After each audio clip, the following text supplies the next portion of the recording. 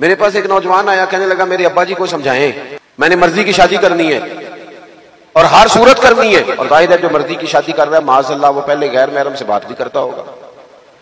میں نے مرضی کی شادی کرنی ہے. میں نے اسے کہا بالکل ٹھیک ہے. وہ دلیلیں دینے لگ گیا. ہمارے یہاں لوگوں کو اپنی مرضی کی دلیلیں بھی آتی ہیں، اسلام میں جائز ہے، اخلاق میں جائز ہے، قانون میں جائز ہے، فلانی جگہ جائز ہے، ساری باتیں یاد آ جاتی. میں نے اسے کہا کہ تو میرے پاس آ. میں نے اسے اکیلے میں کہا پتر ایک بات صرف کرنی ہے، تم نے ناراض نہیں ہونا، صرف ایک. جتنی باتیں تم نے کی میں نے ساری قبول کر لی.